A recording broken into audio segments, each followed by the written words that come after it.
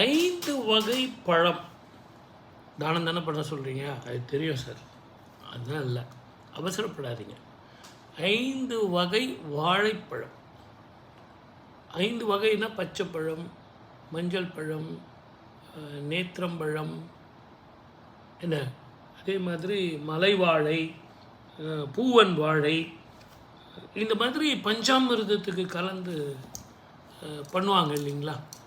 அதை முருகன் கோவிலில் எடுத்துகிட்டு போய் 5 வகையான வாழைப்பழங்கள் தானம் பண்ணுங்க.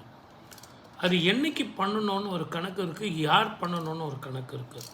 செவ்வாய் நீச்சம் பெற்றவர்கள், உங்கள் ஜாதகத்தில் செவ்வாய் நீச்சம் சார் அப்படின்னு யாராவது ஜோதிடர்கள் உங்களுக்கு சொல்லி இருந்தாங்கன்னா, அப்படிப்பட்டவர்கள் இந்த 5 வகை வாழைப்பழத்தை முருகன் கோவிலில் செவ்வாய்க்கிழமையில் எடுத்துகிட்டு போய், அன்றைக்கி என்ன திதி, யோகம், கரணம், நட்சத்திரம் இதெல்லாம் பார்க்காதீங்க, அபிஷேகம் பண்ணுறதுக்கு முன்னாடி எடுத்துகிட்டு போய் நல்ல புத்தம் புது வாழைப்பழம், நல்ல அழுகி போன மாதிரி அப்படிலாம் கொடுக்காதீங்க.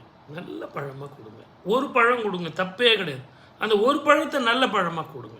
5 வகையான பழங்கள் கொடுத்து, திருமண தடை உள்ளவர்கள், குழந்தை பாக்கியம் தட்டுபவர்கள், கர்ப்பப்பை சம்பந்தமான பிரச்சனை உள்ளவர்கள், சத்சந்தானம் இல்லாதவர்கள், குழந்தை வீட்டில் தவழணும் சார் அப்படின்னு சொல்கிறவங்களுக்கும், இந்த காலகட்டத்தில் ஃபெர்டிலிட்டி ப்ராப்ளம் உள்ளவர்களுக்கும், ஐஓஎல் ஐவிஎஃப் கூட நிற்கலை சார் அப்படின்னு சொல்கிறவங்களுக்கும், இந்த 5 வகை வாழைப்பழத்தை தானம் செய்யும்போது, முருகனுக்கு அதை செய்யும்போது மிகப்பெரிய பலனை கொடுக்கும், அற்புதமான பலனை கொடுக்கும். அது நீங்கள் நினச்சே பார்க்க முடியாது.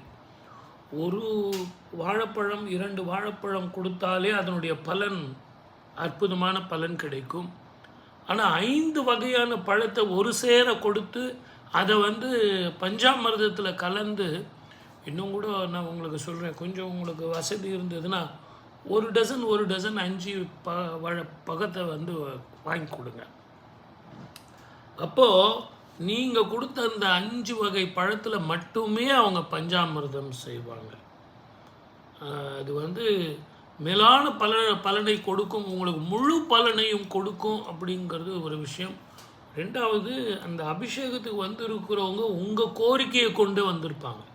நிறைய பேர் திருமண வாழ்க்கையில் கணவன் மனைவி ஒற்றுமை, குழந்தை பாக்கியம், அதே மாதிரி குழந்தைங்க படிக்கலை அப்படின்னு சொல்கிறவங்களுக்கெல்லாம் அது ஒரு மிகப்பெரிய மருந்தாக, ஔஷதமாக இருக்கும். ஆகவே அடுத்தவங்களுக்கும் நல்லது, உங்களுக்கும் நல்லது. என்ன, போயிட்டு வாங்க, செவ்வாய்க்கிழமை போய் செஞ்சுட்டு வாங்க. ஓகே, சப்ஸ்கிரைப் பண்ணுங்கள், ஷேர் பண்ணுங்கள், பேசுவோம்.